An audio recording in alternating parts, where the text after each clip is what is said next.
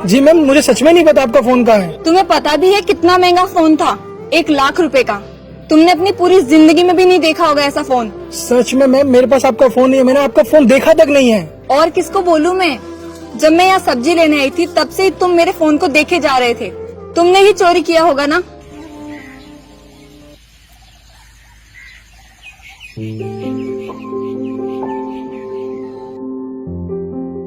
ये मेरी दुकान है। हाँ मालूम है थोड़ी छोटी है, लेकिन इससे मेरा और मेरे परिवार का पेट भर जाता है। इतने पैसे मैं कमा लेता हूँ जिससे हम 2 वक्त की रोटी खा सके और घर में थोड़ी खुशियां आ सके। हम साथ रहते हैं, बहुत खुश रहते हैं। कभी कभी लोग नहीं आते सब्जी खरीदने, इससे मैं दुखी नहीं होता हूँ, क्योंकि मुझे पता है मेरी मेहनत कभी खराब नहीं होगी, क्योंकि मैं ईमानदारी से मेहनत करता हूँ। अच्छा साक्षी, तुम सब्जी खरीदो, तब तक मैं कार पार्क करके आता हूँ।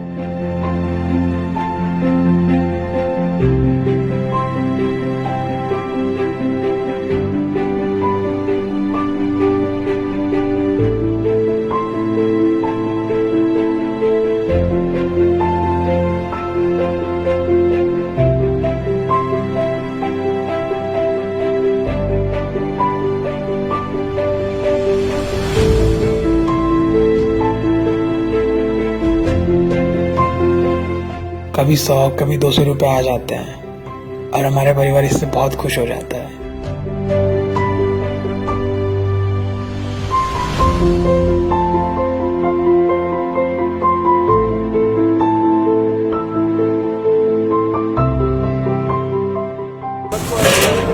मेरा फोन वापस करो।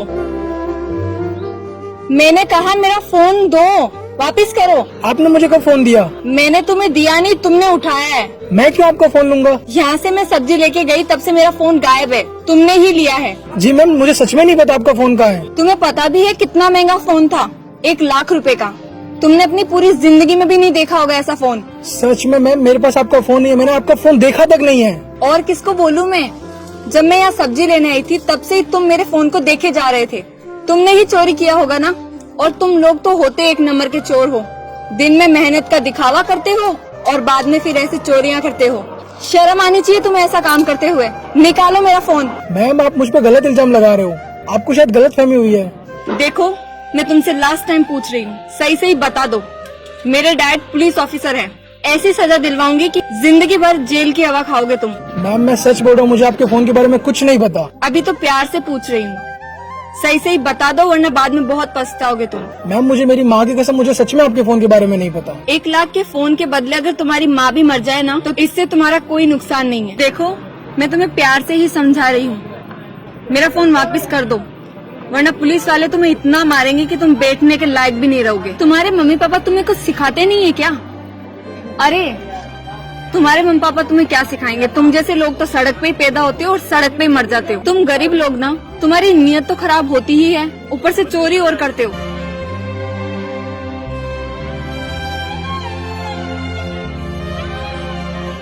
जेब चेक करो अपना।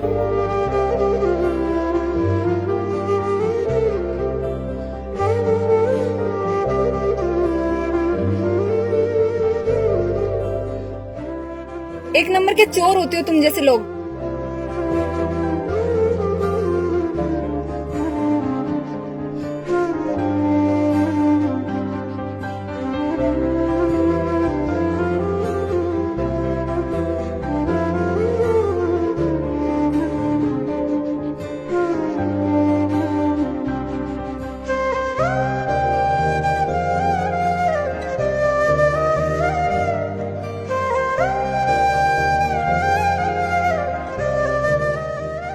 देखो, मेरे हस्बैंड आ गए ना, वो तुम्हें बहुत मारेंगे।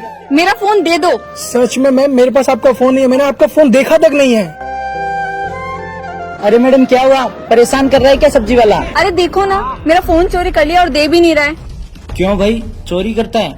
अभी बताता हूँ तुझे।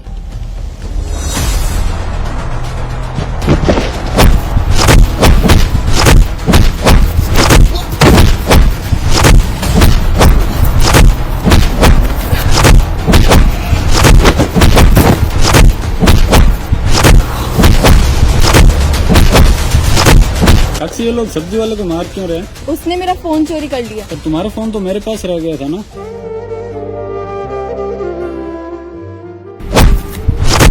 अरे अरे भैया छोड़ दो इसको, फोन मिल गया मेरा।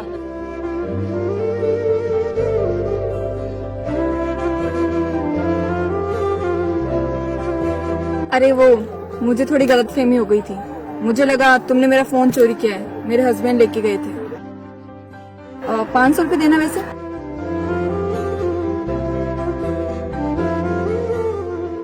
ये लो तुम्हारे सारे नुकसान के लिए और जो तुम्हारे साथ हुआ। इतनी मार खाने के बाद मुझे सॉरी बोलने की बजाय घमंड से 500 रुपए दे दिया। अगर ये मुझे प्यार से अगर माफी मांग लेती तो मैं शायद खुश हो जाता, लेकिन अमीर लोग कभी भी नहीं समझ सकते हमारी फीलिंग।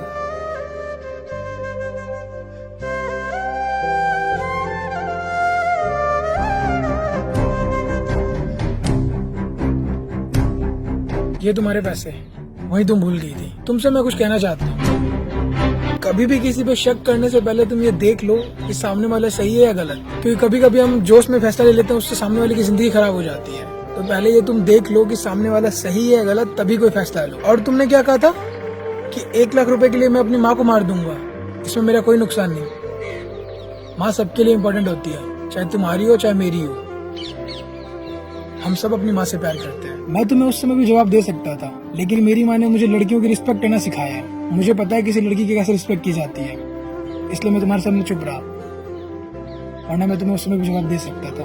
तुमने कहा था गरीब अमीर, लेकिन कभी भी है ना, पैसा मायने नहीं रखता है। मायने रखता है आपकी खुशी, आप कितना खुश है अपनी लाइफ में। माना आपके पास पैसा कितना ही हो, फर्क इससे नहीं पड़ता कि आपके पास पैसे कितने हैं, आप कितने अमीर हो। फर्क इससे पड़ता है कि आप खुश कितने हो, आपकी फैमिली आपको सपोर्ट कितना कर रही है, आप अपनों के साथ कैसा बिहेवियर रखते हो। तुम जैसे लोग हो ना, कभी भी समझ नहीं सकते हो। अपनों के साथ तो गलत करते ही हो, साथ में गरीब लोगों की बहुत बेइज्जती करते हो, उन्हें हमेशा गलत समझते हो, चोर समझते हो। लेकिन हर गरीब चोर नहीं होता है, कुछ अच्छे भी होते हैं, कुछ मजबूरी में चोरी करते हैं क्योंकि उनको खाना नहीं मिल पाता है। तुम जैसे लोग उनकी मदद नहीं करते हो, उन्हें नीचा दिखाते हो। माना कि मैं गरीब हूँ, मेरे पास पैसे नहीं है, लेकिन मैं तुम्हारी तरह बिल्कुल नहीं हूँ। लेकिन जब भी मुझे कोई गरीब दिखता है मेरे जैसा, जिसको मदद की जरूरत हो, उसकी मैं मदद करता हूँ।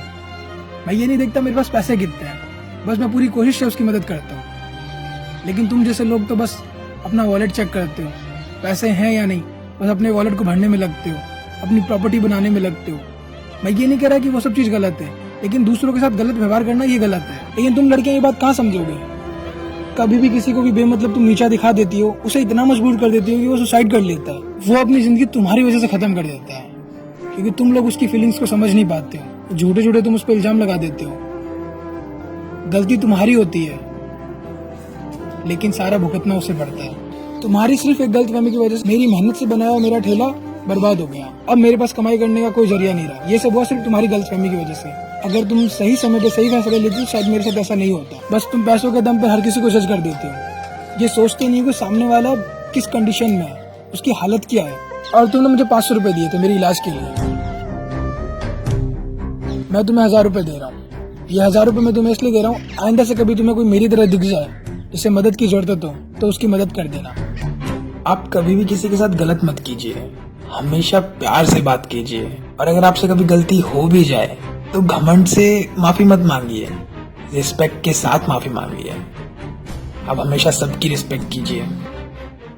इस वीडियो के जरिए मैं ये कहना चाहता हूँ कि कभी भी आप किसी पे कोई इल्जाम लगाते हैं तो पहले आप ये देख लीजिएगा कि सच में आप सही हैं, क्योंकि कभी कभी हम किसी पे कोई गलत इल्जाम लगा देते हैं तो इससे उसकी पूरी जिंदगी खराब हो जाती है, क्योंकि हम ये देखते नहीं कि कौन सही है कौन गलत है, बस हम फैसला ले लेते हैं, जिससे सामने वाले को बहुत कुछ सहन करना पड़ता है, जो कि बहुत गलत है।